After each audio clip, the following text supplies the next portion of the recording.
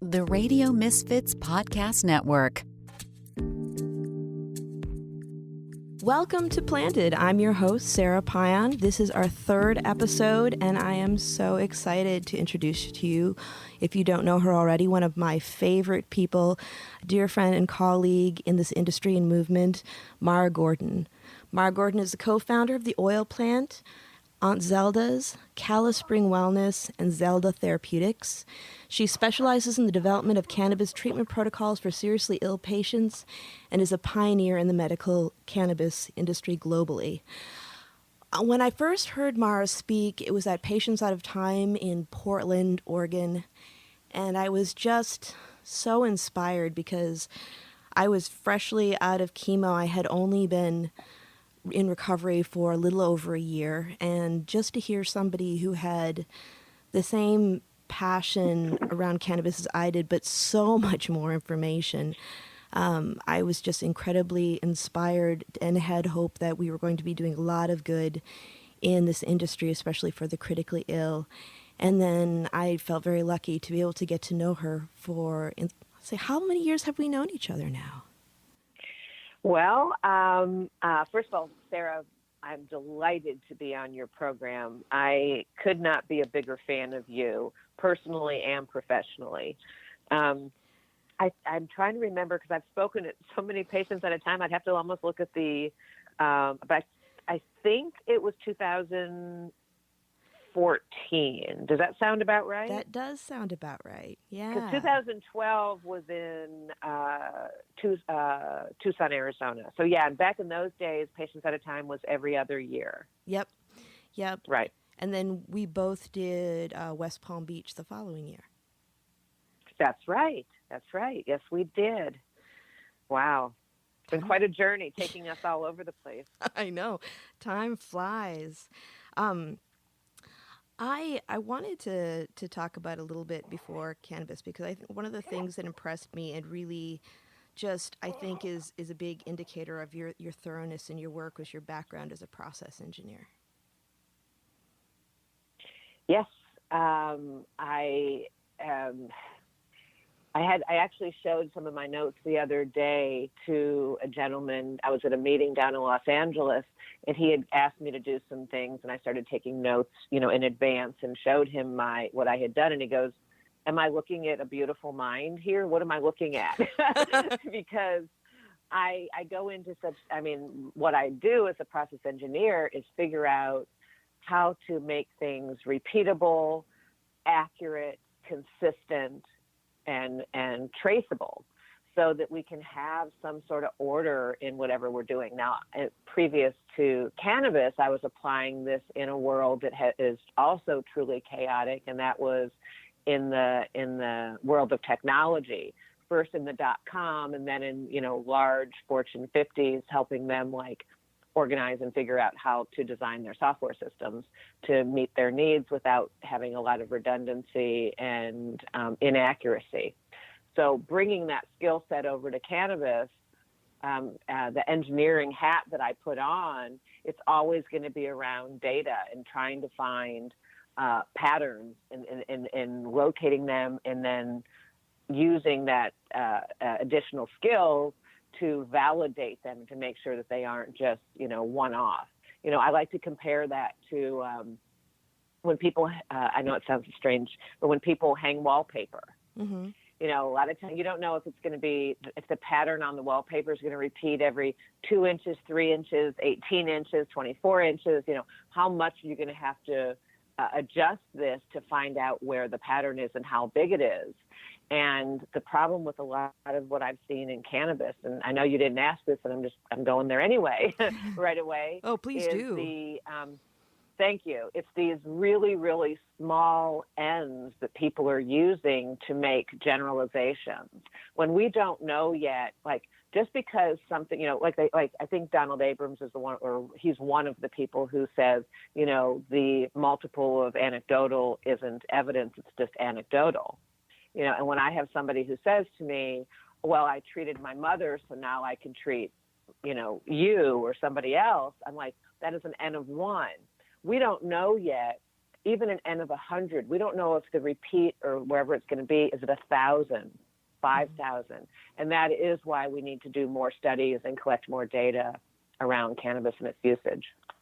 Yeah, I remember the first time when I was working at the dispensary when somebody came up to me and asked me for the oil cure. And I remember actually being kind of not offended by the person, but just at the thought that somebody put that kind of hope in their head. Because as you know, when we're critically ill, people come out of the woodwork trying to sell you and your family magic beans.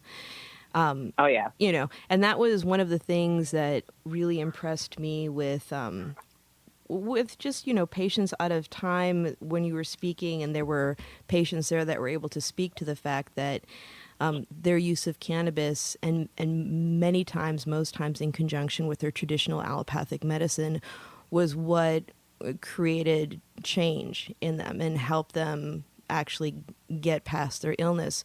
But what I was really impressed with, how would I say it? What impacted me the most was just the approach, and where it wasn't just, you know, flood your receptors with THC, start with oil the size of a grain of rice and go to a gram a day. But it was more having the real conversations, and, you know, as a mother, having a mother who's a cancer researcher, like the fact that there are specific protocols for, you know, specific illnesses, but then it dials down even deeper where you get into metabolism and age and all of that. And that was where I was looking at, here's somebody who's actually tapping into the real science and starting the real research to actually have something that, you know, healthcare professionals can learn from and work with their patients in the future.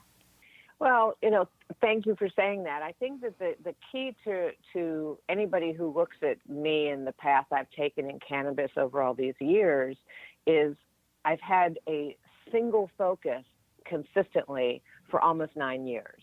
And that has been to solve the dosing conundrum in order to empower medical professionals to treat patients more thoroughly, incorporating cannabinoids into their treatment protocols. It's not to say you don't need a doctor. It's not to say use this instead of that. It's none of that. It's about how do we solve this? So I approached it very similarly to any sort of a research. And it's like, okay, what are all of the possible types of information that a medical professional may need in order to make a good decision? So I approached it by creating my platform, which is an electronic medical record system, which, you know, you go to the doctor or you make an appointment and they send you 11 or 12 pages in the mail. They expect you to fill it out. Then you forget it at home. Then you have to do it again when you're sitting in the doctor's office, and you have to wait there while the receptionist types it all in. I mean, that's the reality of our current healthcare system for the most part. Rarely are things done electronically. But what I did was I took those types of questionnaires and I replicated it so that we would be getting all that information for the doctors, and then added the relevant cannabis questions that we know are necessary in order to be able to make some determinations to find the patterns. And then also I figured, since I'm creating this from scratch anyway, if there are things that I have hypotheses around, I might as well ask questions about that too, because until we have enough data around it, it's just a hypothesis. It's a guess, right? Mm-hmm. So, like, for example, one of the things that I've been collecting on for years is what is your ethnic family of origin? What part of the world, what region are you from? Because that's extremely important if you're looking at what the profiles of the medicines. I want to see if there's a pattern that we can say, okay, if your family is from Asia, for example, then this is the profile that perhaps is going to be a starting point in, you applying the 80-20 rule, of cases. Or if your family is from, somewhere Jamaica, maybe it's this profile, that kind of thing. I have absolutely no idea at this point whether there's going to be a pattern, but I figured if I didn't ask the question, how would I ever know? Right. Yeah. I mean, it's just further mapping out all the possibilities, right? Exactly. It's looking for as many clues as we could possibly, and not saying no to any of them until we have enough evidence to know whether they're relevant or not. What has been the interest by by the medical professionals in the medical field in your work? How has that been? Well, I've spoken twice at Harvard. I've spoken at Stanford, Jerusalem. I mean, I've spoken all over the world at some of the top universities. In fact, on September 11th and 12th, I'll be speaking in Boston at a pharmaceutical conference, an international pharmaceutical conference that they've asked me to speak at. So these people are starving for good information. And because I have not approached this as I do the same thing as you, I know more than you, and instead of as I've approached it as I am here to help empower you. I'm not taking away your job as being the primary caregiver. And as a result, they have been incredibly receptive. Of course, there's those that aren't, but I have doctors clamoring from around the world saying, I want to use your platform. When can I start using it? When can I start, treating it? Or they send me their patients. I had a Skype call on Monday morning with these two doctors, one of whom has leukemia. And they had been referred to me for information, and I kept saying, I would really like you to see one of our doctors. I'd really like you to talk to, Dr. Harry. He's a functional medicine, this and that. And they're sitting there taking copious notes on everything I'm saying, and I'm trying to push them over to the doctor. But they're so starving for information so that their patients don't know so much more than them, or their patients aren't getting really awful information like buying products from, Amazon and Etsy. Oh, yeah. Barney's of New York is selling CBD like it's candy. I mean, this is dangerous stuff. And because I have not positioned myself as replacing them, for the most part, it's been good. And the one, it's like Dr. Seuss says, those who matter don't mind, and those who mind don't matter.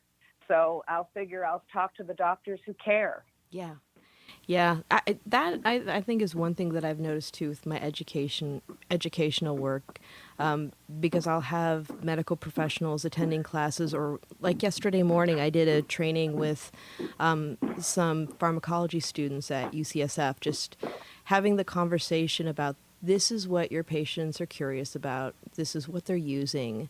This is what you need to know. And we encourage patients and clients, depending on whether, how they're accessing cannabis, to have these conversations with you, because you need to know what they're taking. And, it's one thing that everybody always admits to is that they also learn from their patients too, with the information that they bring forth. So I think that having healthy partnerships with healthcare professionals to empower them is a wonderful thing. And I think a lot of them are getting it, especially with legalization and people being more curious about it in California. What do you think about that? I think that doctors are definitely grabbing, the bull by the horn and saying, it's undeniable what's happening. You have greater restrictions on using opioids, for example, for pain relief. And the reality is we've known for a very long time that opioids are great for acute pain. There's nothing better than morphine when you're really suffering. But if you've got a disease and your disease is the chronic pain, then it's not an option, and cannabis is. So if a doctor is truly committed to the health and wellness of his patient or her patient, it's almost impossible to not be looking at this realistically now. It's just, you'd have to be willfully ignorant at this point to not understand that cannabis has promise, even for the low-hanging fruit like anxiety and sleep. Yeah. So I think that the doctors, I think they're coming on board. I like to say that there's two different kinds of doctors, in my experience. You have doctors that are scientists, and what I mean by that is that they're curious, they're life learners, and it's not like, oh, I just have to do my CMEs to keep my license, and I'll go and play golf and not even attend the session. Or you have the doctors that are truly curious and wanting to continuously stay on top of innovation to take care of their patients. You see a lot of these types of doctors going to these conferences now and asking the questions of people like you and people like me, And that's awesome. But then you get that group of doctors that thinks that once they got their degree and once they were finished, then they're just tradesmen. You know, it's like they've got their physician desk reference. You come in with a diagnosis. They look it up. If you got this, then you take this. And if that doesn't work, then you take that. And they just go through that and boom, boom, boom. And they lack the curiosity to allow them to stay engaged with learning. It's really amazing to see who's the critical thinker and who is not. Exactly. Yeah. That one thing I've noticed too, when I'm always pleased when I find that people are getting recommendations from their physicians to try cannabis or that they're supportive of it. But one thing that always gives me pause is when the safe recommendation is always going towards CBD. Yes. Especially around things like sleep and just general pain. I don't know why doctors, I mean, what is wrong with our society that we are so afraid of actually having a feeling? It just is, it mind boggles me that, you know, we'll give, you know, people drink coffee and eat sugar and drink alcohol and take opioids or do all these things, and that's okay. But somehow the word quote unquote psychoactivity, whatever that means, you know, because I can look at a bag of black licorice and I'm going to tell you I'm having psychoactivity because I want to go get some. I love black licorice, right? Right. My pupils are dilating. I'm getting happy. You know, I'm kind of kidding a little bit here. But the reality is it's as normal. Humans have been seeking out mind-altering experiences since the beginning of and before recorded history. So when did it become a dirty word to actually have a feeling? And the fact that doctors are buying into this hype around CBD, number one, not causing psychoactivity, which just is not true in so many cases. But also number two, as if it's inert, as if it doesn't matter. When the reality is when you look at the interaction potential with the cytochrome P450 system and the enzymes in the liver for metabolizing many, many pharmaceuticals, CBD has a potential greater risk in many ways than THC does. So they're not really doing their homework fully when they tell people to just use CBD. Yeah, when I talk to physicians and pharmacists and I mention that interaction, their eyes get wide, and then that's almost when I have to tell them, stop. This doesn't mean that you need to backpedal and everything is bad. This means that there are certain things that you just need to keep in mind with certain people. It's a mind. Exactly. You just need to be yeah, I'm sorry. Oh, no. You were going to say. Yeah. Yeah.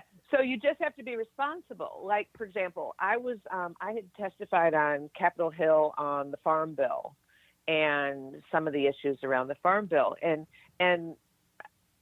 you know me well enough to know, Sarah, I'm always going to be the voice of this is the fact, this is the science, don't care if I'm popular. Yep. Couldn't care less about being popular. Does not occur to me. I figure if I'm popular, then I don't stand for anything. So I'm up there and I'm saying, this isn't a game. You guys are acting like, you know, hemp CBD. It's like, oh, it's just CBD. Like, what does that mean?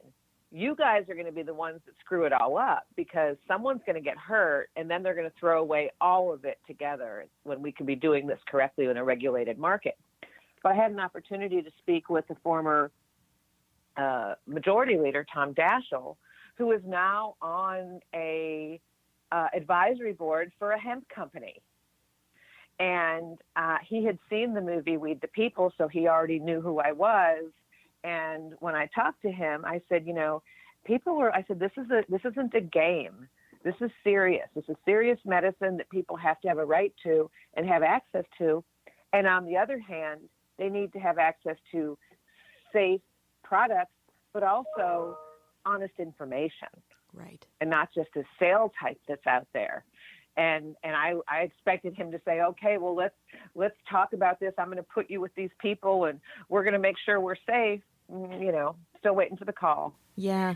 Yeah, that's that. I think, like, at the risk of, I don't mean to sound hippy dippy, but like when we're looking at cannabis, it's almost a macrocosm, microcosm sort of thing, because, nothing is black or white, and there needs to be critical thought and mindfulness. And that's something that isn't just residing within cannabis, but it's really, in the world around us. And so it's a way of kind of creating some mindfulness and presence that can echo beyond that. And I'm always surprised when people just want to say either it's good or bad, or it's really good till they find something that disappoints them about it, and then they're like, oh no, it's all bad.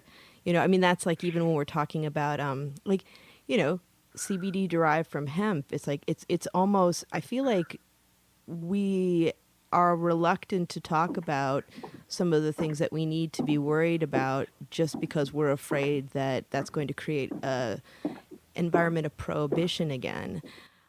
Right. And that's right. That is I completely agree with you. Yeah. Yeah, I completely agree with you. Yeah.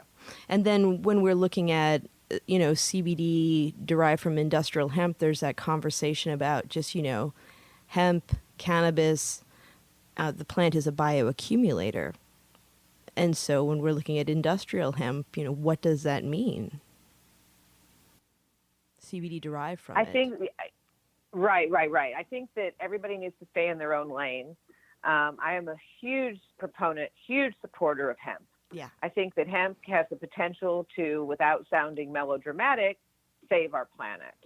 Mm-hmm. I mean, we are really in danger here. And hemp, it grows fast, it's versatile, it's cheap, it has a really small footprint. It's not, look at the almond crops, for God, and what they're doing to water in California. It's crazy. I mean, we have a lot of things that we could be doing with hemp on, textiles and fuels and building materials. And I mean, the list is on and on and on, even down to the drinking straw.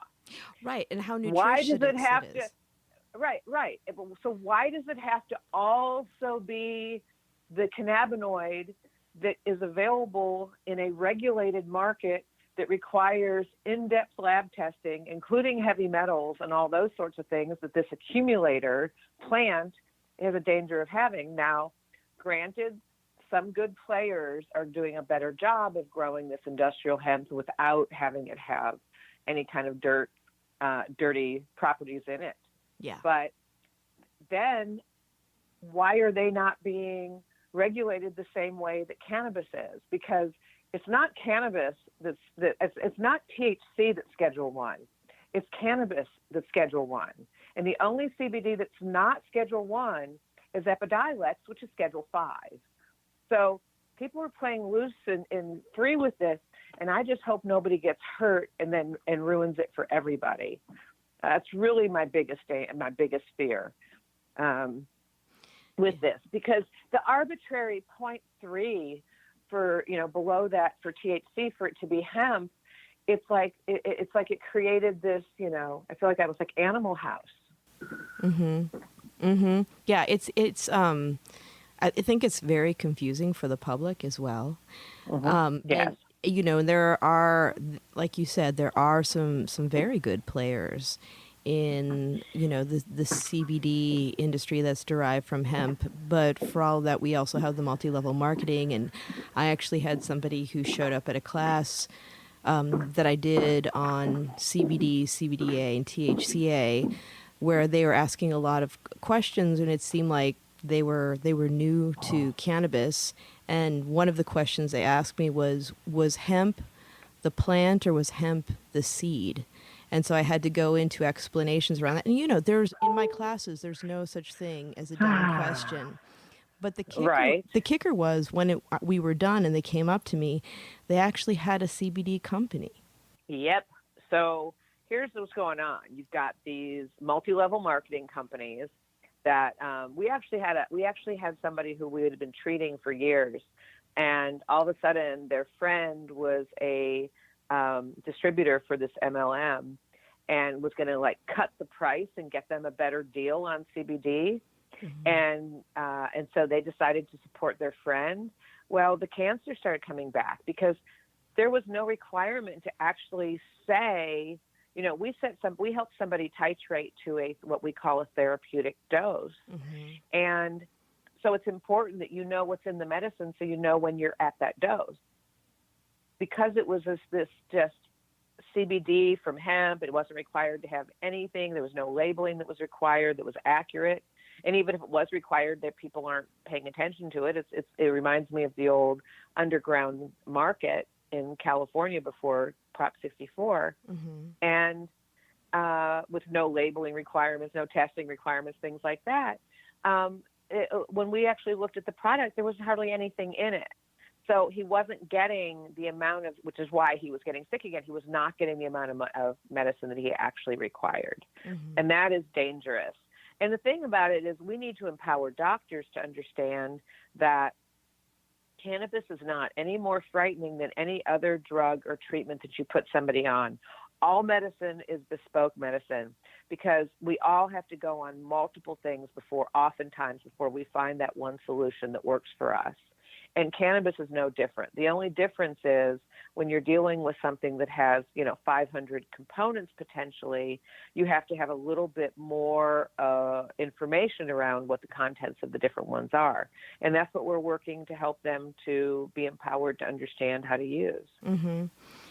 It's an interesting conversation because when I speak with healthcare professionals, they always want to have exact ratios and dosages. And then I always look at them and I smile and I'm like, but that's not how it works when you're prescribing pharmaceuticals. And then And what do they say to that? they're like, oh, of course. I'm like, so it's the same. Right. It is the same. It is the same. I mean, I can't even tell you. You know my personal story, and you know how many insane. I mean, and if you ever like my TED Talk where I talk about the 26 pharmaceuticals and all that.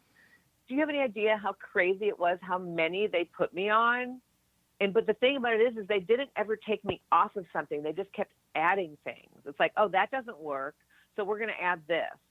And it wasn't like they would say, okay, well, this didn't work, so let's take you off and try a different one, which would have been responsible. With cannabis, we're not telling people just take it all. And the whole idea of the gram a day, I mean, my hair's on fire even thinking about that. I get so angry. Yeah. That whole, what does a gram a day even mean? Does it mean 1,000 milligrams of cannabinoids? Does it mean a gram of weight, of what the actual is? And it could have 200 milligrams in it. And who knows what's in it, so. Yeah, I think that really speaks to unpacking the mythology around cannabis because we have a lot of stuff that's folk medicine from that so-called protocol to, when we're relying on the names of flowers rather than looking at, the chemical makeup of it. And that's one of the things that I think is incredibly important and valuable, one of the many things that you do with your work, because not only are you you're looking at the science, but you are breaking down a lot of the mythology, which is incredibly important. And getting that message out, like where you're speaking at educational institutions, healthcare institutions, working with researchers, and going back to your TED Talk, I'd like to talk about censoring the information because because it's interesting when you think about we need to get good information out, and yet people are still afraid of it. Yeah, I got a note from somebody yesterday. I was driving back from LA, and they were like, oh my God, I love when things start out with, oh my God, Mm-hmm. It's, or actually I think it's like initials, but it's like, I was just looking at your TED Talk to share it with somebody, and there's this big warning about how it's not to be used for health information. It's not to be used for this. It doesn't meet terms of service, yada, yada, yada. So I was like, when I got home, I took a look at it, and I was a little bit shocked. Because I thought, wow, I must have really been saying something that was right for somebody to get so upset. I wonder who it was. I mean, was it a pharmaceutical company? Was it, somebody taking federal funds that doesn't relate to cannabis? But if you look at all the TED Talks that have been out there with cannabis, I think mine, I don't know, I can't say this because I haven't seen all the other ones. And if they've been taken down, I have no way of knowing.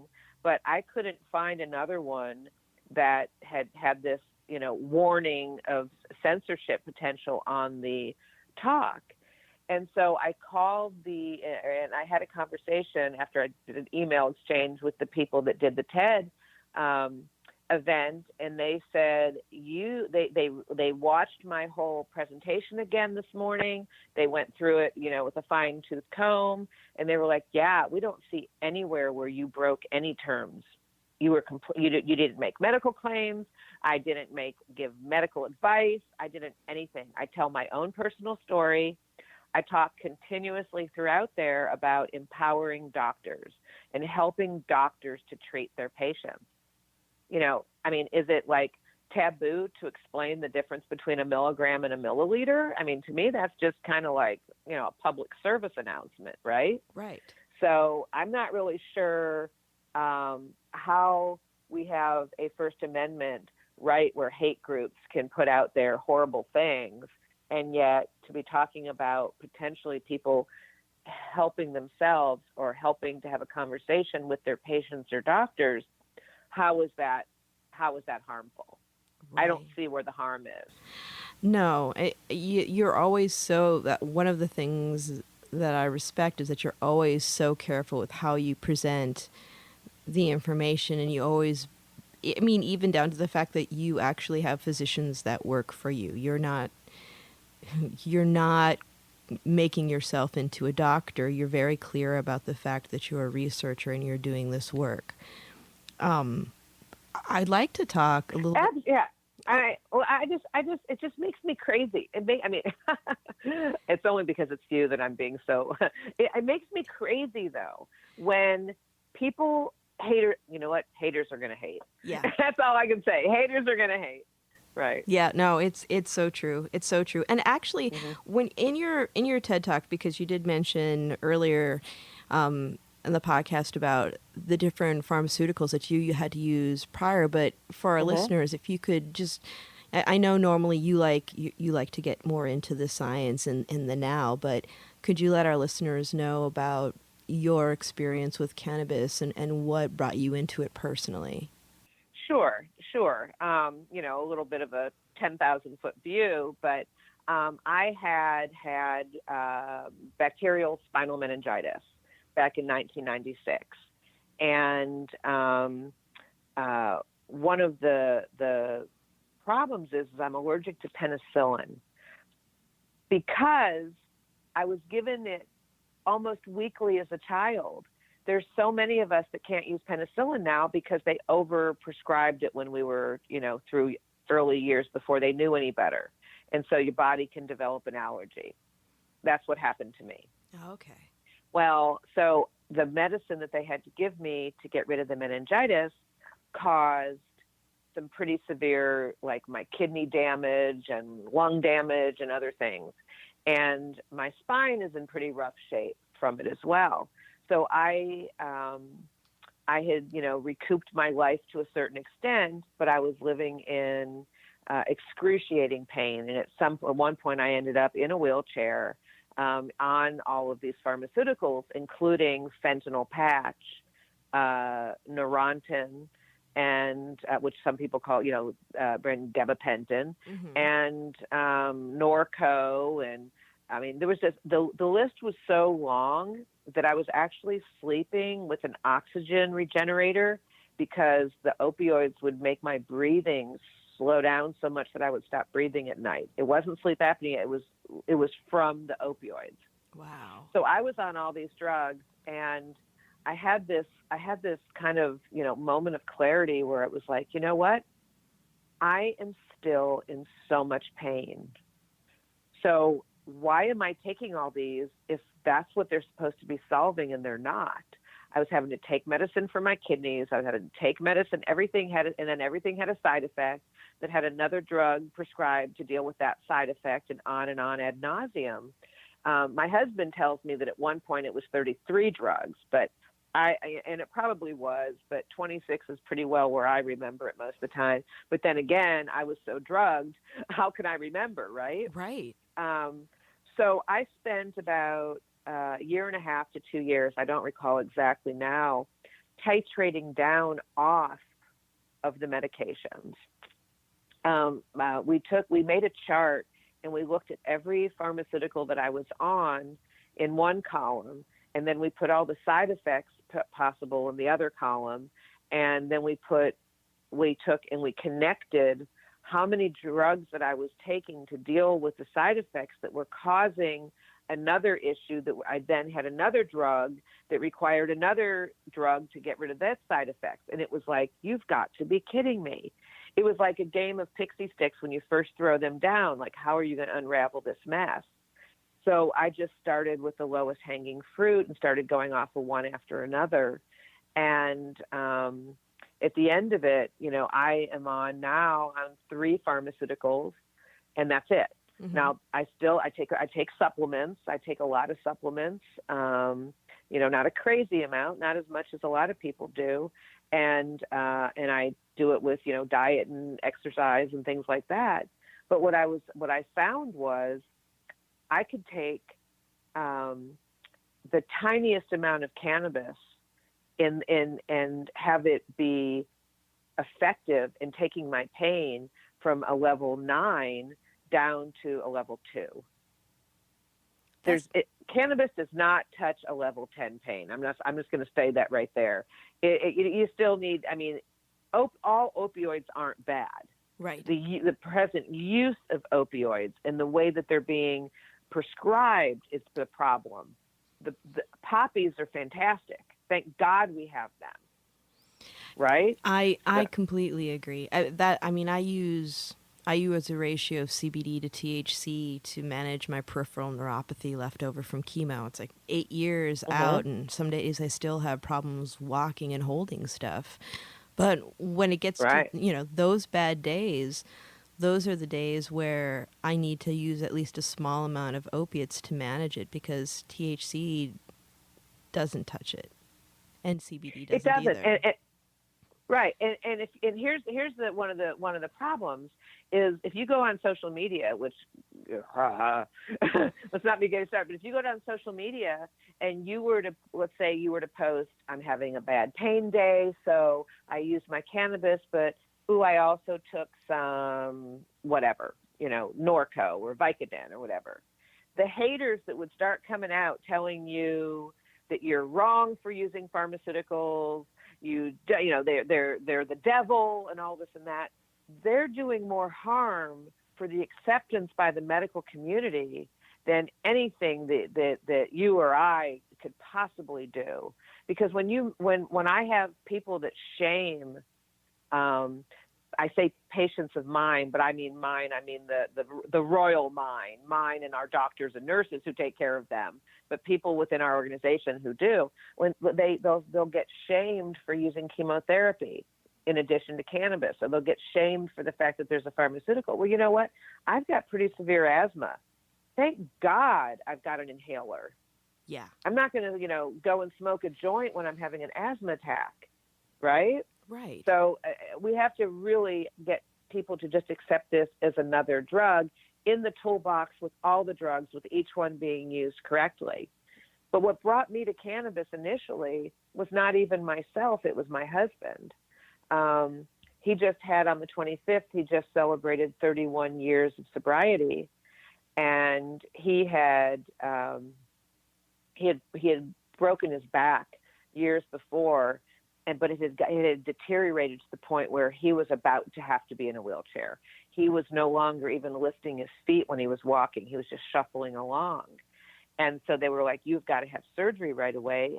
And he was unwilling to go on opioids, or at least to be on opioids without an end point, because of it being a serious trigger for the phenomenon of craving for an alcoholic. Mm-hmm. So it's the same part of the brain for alcohol as it is for opioids. So he wasn't willing to do that. So we started investigating other opportunities, and this woman who I had met while we were traveling started telling me about what she made for her boyfriend, and she made him brownies. And so that's where I started saying, okay, let me figure this out. And I went and got the flowers and made my own oil and put it into my Aunt Zelda's carrot cake, which is where the Aunt Zelda came from. But it was like I was so angry that no doctor had ever told me that this was an option. But on the other hand, I was so grateful that now I saw hope for the future. And he was able to successfully have surgery. And in 5 weeks, and this was a major, 8-hour surgery where they cut him front and back and flipped him over, and it was awful. Oh man! And yet in 5 weeks, he was completely titrated off of any opioids, and he's never had to use one since. And that was in the beginning of 2011. Oh, that's awesome. Well, I mean, and that's the thing with opioids, not to, also going back to, I'll preface it with what we were talking about earlier, that there is a time and a place for them for therapeutic use. But I know for me, when I was when I had my tumor removed and they did the resectioning, I was on opiates for 2 weeks. And when it was time to wean off, it was crazy how much my body had become dependent on it. And I'm a person who, in my early 20s, they told me, you have asthma, you have to stop smoking cigarettes. And I just stopped. And my friends were like, that's crazy that you can do that. Nicotine is so addictive. But I didn't have an issue with it. But with opiates, my body, just the withdrawal symptoms were gnarly. And yeah, there's a difference between physical dependency and addiction. Yeah. They're completely different things. Like, for example, I have no phenomenon of craving around opioids. In fact, the doctor used to try to bully me to use more, and I wouldn't do it. Yet, when I got off of fentanyl, I have never experienced anything as excruciating in my life as getting off of that. And it took me 6 weeks or 5 weeks. I tried to rush it at the end, and as a result, one day I had a 7-hour panic attack because I was trying to get off of this, and they didn't bother giving me anything to get. They didn't say, "Oh, take this to help with the side effects of getting off of this." It's like, now you take it, now you don't. Yeah. Good luck. Yeah. You know? Yeah, that's it. I came across being able to use THC to help me with that accidentally. And it was really, really helpful to relieve the restless legs and everything that I was going through and just not being able to sleep. And, I just think that there needs to be greater conversation about what we need to do as supplementary things that we need to do to support our system, and really having a real conversation about integrative health. I completely agree with you. I mean, I could not be more in agreement. I mean, I was living in Colorado. We had that place here in California, but my husband and I had gone there for a while. And I mean, I'm about as straight as you can be from the standpoint of, not a drug user, I wasn't smoking cannabis. It wasn't part of my lifestyle. It's still not my lifestyle. It's what I do. And it ends up in probably eating up 20 of my 24 hours a day. But I still don't think of it as I've become like this hippy dippy. I didn't burn my bra. I don't wear tie dye. I don't have dreadlocks. And or any of those stereotypes. And yet, when I was living in Colorado, and I was going through all these withdrawals. Why did no doctor say? I mean, it was legal in Canada, in Colorado at the time. Yeah. I mean, as legal as it was here. It was before it was, rec. But why did not a single doctor say to me, "Let me help you lessen your suffering as you get off of these drugs"?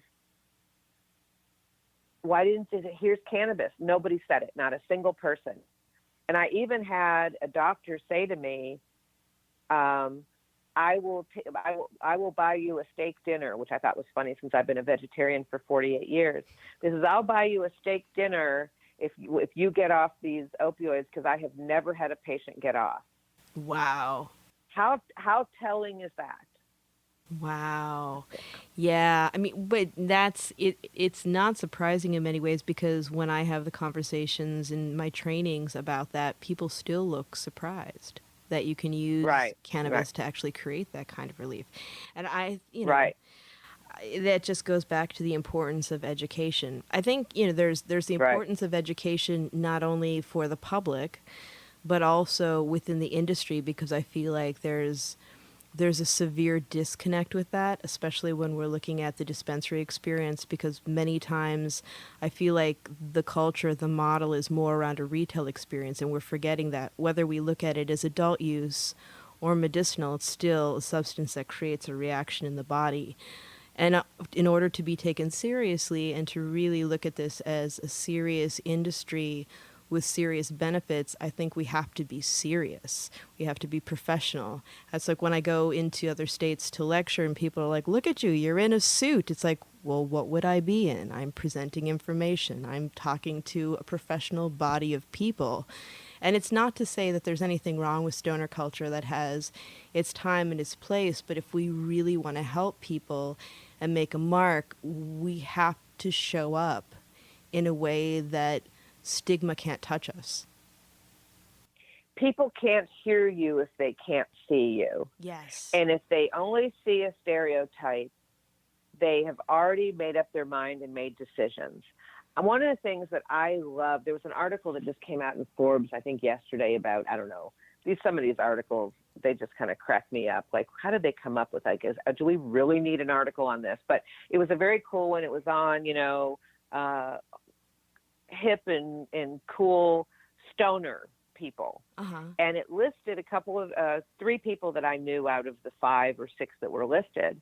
And I thought about it and I thought, what makes them stoners? They all work extremely hard at their jobs. They're all in the cannabis space. Yeah. They're all incredibly intelligent. Right. So what is it?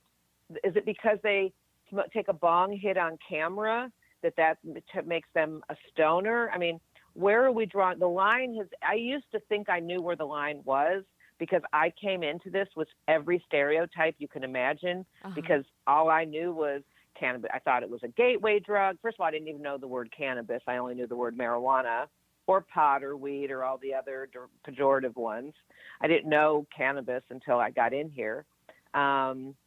I thought it was a gateway to, everyone I knew who used cannabis also used other drugs. So I didn't realize there was no causation. It was just a weak correlation. Mm-hmm. And so I approached it with that same prejudice. And so I would meet people who used cannabis as part of their everyday life, and they didn't have an obvious medical issue, and they were just getting high because that's what they wanted to do. And I judged them. Well, I don't judge them anymore because I've learned how incorrect I was about the information that I had. It was just based upon propaganda that was out there. Exactly. Now, having said that, there is one thing that I'm working on right now. I'm working on a white paper. I haven't decided if it'll end up being a white paper because I don't know if I have the time to go that deep. But I've been having an ongoing discussion for quite some time with Steve D'Angelo on the difference between recreational and medical. He makes the statement that all cannabis use is medical, and I say absolutely not. It is not all medical. It has to do with the intention around using it. The intention around using anything medically is to remove something. It's to remove suffering. It's to remove pain. It's to remove your sleeplessness. It's to remove your anxiety. It's to remove your, you name it, right? Mm-hmm. To remove the rash you have, to remove the cancer tumor, whatever it is. When somebody's using it recreationally, they're using it with an intention to enhance, to create an experience, to enhance their level of enjoyment, to enhance their thinking, maybe to, whatever it is, it's a different intention around the two things. When a person is using it medically, you use it to the point where you achieve the results that you're going for, whatever your objective is. If your objective is to sleep 8 hours and you sleep 8 hours, that is a medical use. Mm-hmm. If you can take 10 milligrams and sleep 8 hours, but you decide, what the heck, I'm going to take 40 because I'm going to have some fun first, then you're combining a rec and a medical intention. Right. Does that make sense? Yeah. Oh, totally. Okay. Totally. Yeah. I completely agree with that. I always say, as human beings, whether we realize it or not, we're constantly striving for homeostasis. And, you know, some of us go above that because we want to have other feelings. Others go beyond it as well because our thermostats are a little off too. Because there is, you know, even though cannabis is not physically addictive, we have psychological stories that we have around our relationships with whatever we put in our body. Do we know that cannabis isn't? I'm just gonna, I love you, but I'm gonna disagree with you. Cannabis, there's about 9% of the population that does become addicted to cannabis. They're not addictive in a dangerous way in the fact that they're not going to shut down their respiratory system, right, like you would with opioids or alcohol potentially. But there is most definitely people who are triggered with the phenomenon of craving around cannabis, wanting more. Do you think where it is detrimental to their life? Yeah. Do you think that that's more around this? You think that's more around the physical rather than the psychological? Well, if you look at what the definition of addiction is, based upon like what a 12-step program or something would say, one of the, there's all these criteria, and one of the biggies is given sufficient reason to stop, are you able to? That's right? That's one of them. The other one is when you start using it, do you just want more? Right? Right. So, like, for example, I'll just use my husband because he's given me full carte blanche to spread everything about him out in public. But if married to me, you got no choice. But if he went into a bar, 31 years, that'd be pretty funny, and he ordered a beer, he would order 12 beers. He would have one, and then he would have more and more and more and more and more. If he went into a cannabis cafe or cannabis lounge, however they're called, and he had a hit off of a bong, he would be done if that accomplished what he was trying to accomplish. He would not have this more phenomenon. If I said to him, your cannabis use is interfering with our marriage, or you holding a job, I'm not going to use he's a chronic pain patient, so he's using it that way. Let's say he was using it recreationally, though, and for some reason it was interfering with our marriage, or it was interfering with his relationships or his ability to hold a job. And I said, you really need to get a handle on this. And he wasn't able to do that. Then that's addiction. That is addiction. Yeah. Yeah. Well, I mean, that's always why I one of the many reasons I love talking with you, because you are a straight shooter, and it is good we have a lot to unpack around this, because going back to what we were talking about before, it's like there are conversations that we're maybe not having as openly because we're afraid of it bringing up more stigma. And this is a really important conversation to have. I would rather know everything there is to know so I can be prepared than to act like, a Pollyanna, or act like it's all good. It's like, shh, don't let anyone know. Don't tell them that it can also do this or do that. Yeah. You know what?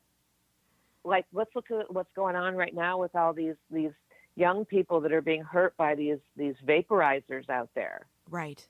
If the big ugly secret out there is people are using dangerous devices in many cases, or they're adding dangerous chemicals to these vape cartridges. There's all these things going on, but we as an industry, I did a post on I think it was LinkedIn or something last week, where I was like, where is our statement as an industry? Where are our regulatory organizations saying, yes, we need to do something about this? Everyone's acting like, oh, well, we're going to pretend like it's not happening because it might look bad for cannabis.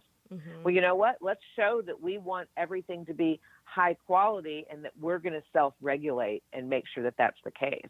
That's where we're going to get everybody off of our backs, not by acting like there's nothing that's dangerous about this.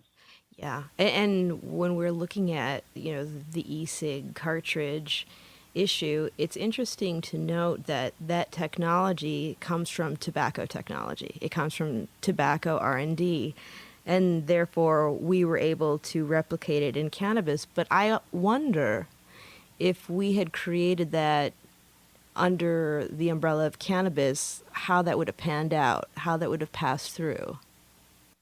Right. I agree with you, because we all know that the tobacco industry really puts the safety of its consumers first, right? Oh, absolutely. Yeah, right. Excuse me while my sarcasm hat goes on. So, you know, so I mean, to replicate an industry that blatantly has shown a lack of caring for the health and well-being of people makes no sense, when supposedly the big argument about why cannabis should be available and allowed is because it's so much better for you. Right. So you can't have it both ways. No. And no. that's kind of what they're trying to do. Yeah, it makes me uneasy to think that that's carrying on. And I know that in many ways, for me, a lot of my work with spreading the message happens in small rooms with people. It's not, unless I'm writing an occasional article or, I'm on the podcast. But I feel like there needs to be a greater forum for those conversations. And I know people are nervous about it and they worry about their bottom lines, but human lives and, quite honestly, creating a safe industry is far more important than any of that. I feel more like the guy who plants the tree knowing that he won't be alive to see the results of it, see that tree grow. That's kind of the space I sit in. I want to create an environment so that the first line for physicians is, I want to look at how I can do a better job, or what can I do to treat my patient. And when they open up their physician desk reference, cannabis is right there along with everything else. Do I think that's going to happen in the next few years? No. Am I working as if it is? Yes. Yeah. To then have to counter these ridiculous, dangerous things that people are doing, treating it like it's a game, when people are potentially dying. It's life and death. We have to have safe medicine. We have to have safe products, safe delivery methods. For example, I've been screaming for years about the fact that people are making these products that are like, nasal sprays, and they're using MCT and things like that. And I've been like, well, the lungs are not designed to process lipids. Right. I'm not a doctor or scientist, but I know that. Right. I know that. Well, now there's a form of pneumonia that's developing where people are having their lungs coated with these oils, and there's no way to process them out. That's scary. I know. That's incredibly scary. But right. Oh, what were you going to say? That's why we need regulation. And I don't think, the FDA, are they the right group?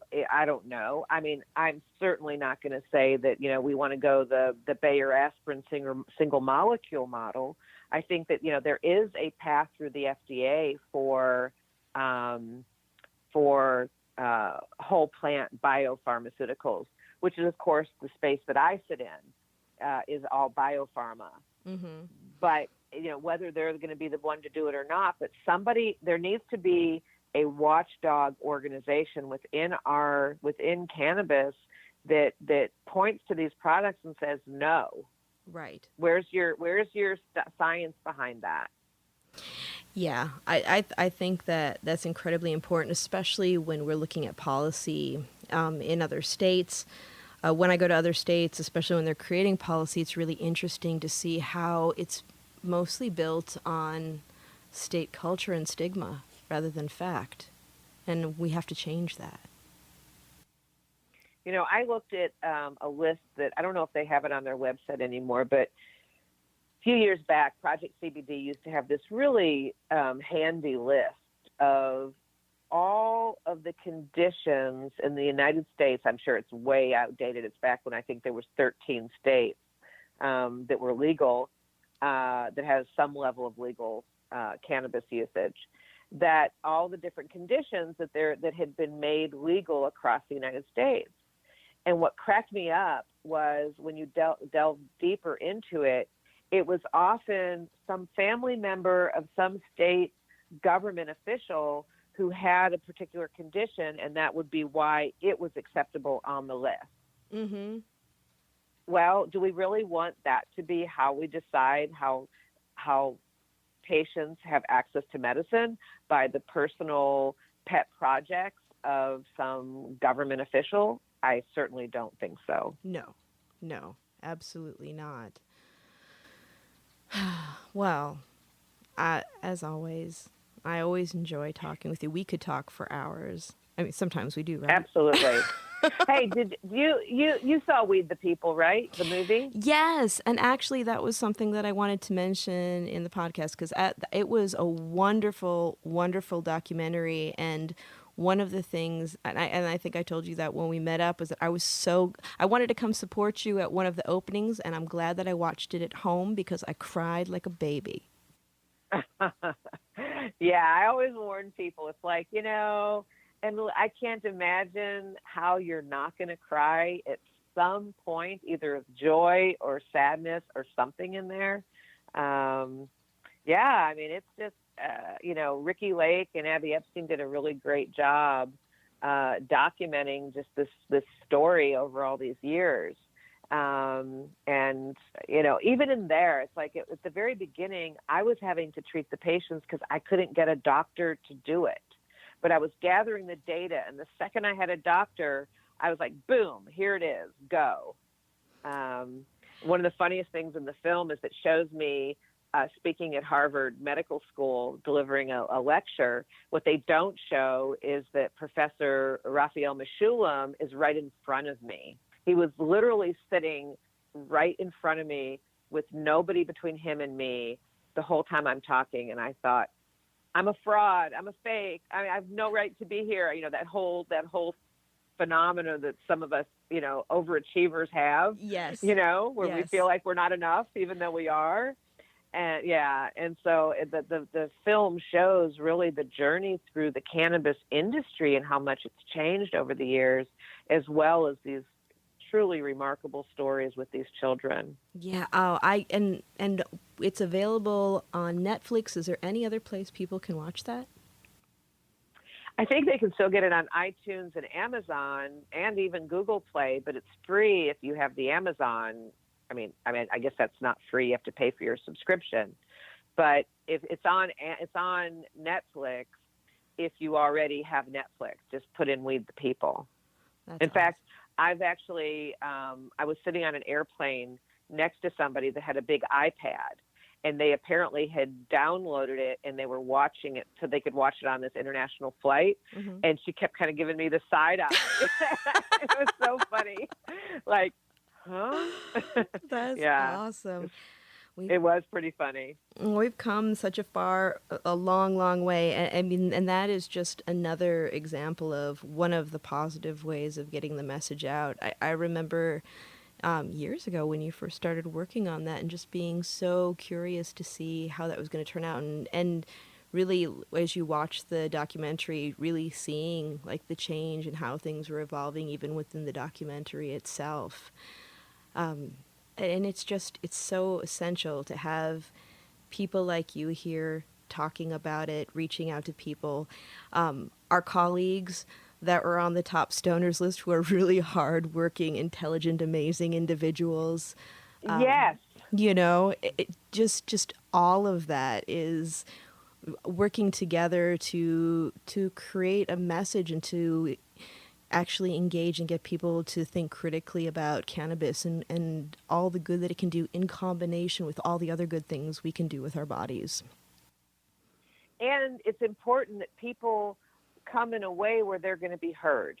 Yes. If I walk in as a grandma of 6, and I walk in there and I'm all dressed like in my, businessy conservative kind of thing, and you're sitting there with piercings everywhere and tattoos and everything, you might make a judgment about me and not listen to anything I have to say. Right. So, but if I come in there and I've got, 4 colors of hair and I've got all the other things, and I meet you where you are, then maybe you're going to hear me better. So stoner, not stoner, I just consider it more of we're all on a spectrum, and where we are on the spectrum is who the audience is that are going to do more likely to listen to what we have to say. Yeah. Because I tend to speak to families that are very scared, but mostly I speak with medical professionals and people like that. They're not going to hear me if they can't see past the superficial. Yeah. So I think there's room for both of us. There's room for the purple hair and the grandma. Well, and when it comes down to it, we all have the same good intent. I remember one day I was at the dispensary, and I had a client who said to me, you've been working here, you've been working in this field for a long time. I bet you've seen a lot. And I said, yes, I have. And he leaned in like he thought I was going to give him some good dirt. And I said, what I've learned is that we all want to be loved. We all want to be safe. We all want to be seen and heard. Absolutely, 100%. I couldn't agree more. And what does cannabis do? It offers hope. It does. It does offer hope. And that's for the future, for the seeds that we are all planting for a healthy industry and movement, and for the future of healthcare. I'm very hopeful, but I also know that none of us will, the work is not going to end anytime soon. No, I don't. I mean, a lot of people are getting into this space, and that's probably a separate podcast that you and I could do on the state of the actual industry itself. Mm-hmm. Boy, I got a couple of thoughts on that one. Oh, but everybody, a lot of people are getting into this, planning their exits before they're even in, or they're building a big giant business organization. Then let's go figure out an actual product. Completely approaching it backwards, more like a hackathon than they are like the fact that they're trying to actually create a mind shift and a cultural shift and a science shift around the way that we approach healing and medicine. And that's the space I'm in. I want, when someone says, what is the ultimate goal? The ultimate goal is a paradigm shift in medicine and how people treat the body, back to a much more holistic approach to it and less of this one pill, one symptom approach to medicine. Well, I think with that, we'll have better quality of life and quite possibly save many more lives than we are now. Absolutely. And we are going to have that conversation in a future podcast, just for the record. Well, Mara. Anytime. Thank you. Mara Gordon, thank you so much for joining me today. And for listeners out there, definitely please check out the documentary Weed the People. It's available on Netflix along with all the other avenues that we talked about. Next week, or actually not next week, I'm not a weekly, I'm a monthly, but next month, tune in. We have another exciting guest, and we'll be announcing that shortly. Mara, you're amazing. I love you. Thank you so very much for doing this with me today. It's been my pleasure. Love you. Love you too. Take care. Take care.